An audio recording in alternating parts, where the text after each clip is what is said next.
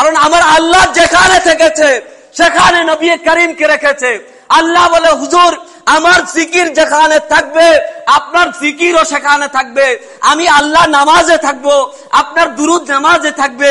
আমি আল্লাহ আজানে থাকবো, আপনার দুরুদ আজানের মধ্যে থাকবে।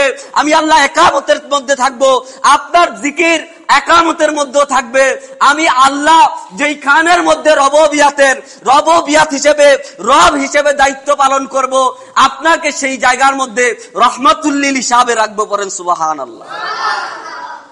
তারা আজকে আমার নবীকে বাদ দিয়ে দিয়েছে। কালেমার সাথে বলে রসুলের নাম লেখা যাবে না, আওয়াজ করে পড়েন নাউজুবিল্লাহ। আল্লাহ রাখলো, আল্লাহ নিজেই বলতেছে সূরা নিসার মধ্যে যে আমার হাবিবকে মানলে আমাকে মানা হয়। পড়েন সুবহানাল্লাহ। হাবিবকে অনুগত্য করলে আল্লাহকে অনুগত্য করা হয়। আল্লাহ রাব্বুল আলামিন বলে, কুল ইন কুনতুম তুহিব্বুনাল্লাহ ফাত্তাবিউনি ইউহিব্বুকুমুল্লাহ ওয়া ইয়াগফির লাকুম যুনুবাকুম ওয়াল্লাহু গফুরুর রহিম।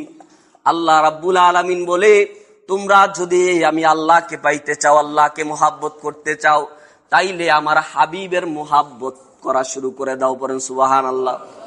ওই আল্লাহই তো আমাদেরকে কোরআনে শিখিয়ে দিয়েছে যে আল্লাহকে পাওয়ার জন্য একমাত্র সিরাত, একমাত্র রাস্তা হচ্ছে নবী করিম রউফুর রহিম। পড়েন না সুবহানাল্লাহ। লিল্লাহে তাকবীর বলে, আমরা লিল্লাহে তাকবীরের বিরোধিতা করব না। লিল্লাহ মানে আল্লাহর জন্য, তাকবীর মানে হচ্ছে বুলন্দ করা। সুবহানাল্লাহ পড়েন না। লিল্লাহ মানে আল্লাহর জন্য, তাকবীর মানে হচ্ছে, তো আমরা আওয়াজ কার জন্য বুলন্দ করব? আল্লাহর জন্য। কার জন্য? আওয়াজ করে বলেন না, কার জন্য আওয়াজ বুলন্দ করব? রেজভী শাহ হুজুর কেবলা একটা কথা বলতো, বাবা মধুর লেভেল 20-এর বোতল। এই কথাটা আপনারা শুনছেন কি শুনছেন না? লেভেল হচ্ছে মধুর লাগাইছে, ভিতরে হচ্ছে বিষ।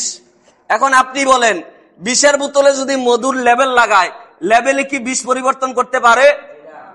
আমরা তাদের গোমর ফাঁস করে দেব আজকে। তারা লিল্লাহে তাকবীর এই কারণে বলে, লিল্লাহে তাকবীরের পরে লিল্লাহে রিসালাত বলা যায়। আমার কথা আপনারা বুঝেন না? তারা সুন্দর একটা ভাষা ব্যবহার করে আল্লাহর হাবিবকে মাইনাস করতে চাচ্ছে। আমরা বলবো, যারা নবী করিমের দুরুদকে, রিসালাতের স্লোগানকে মাইনাস করে, তাদের সাথে মুমিন মুসলমানের সম্পর্ক থাকতে পারে?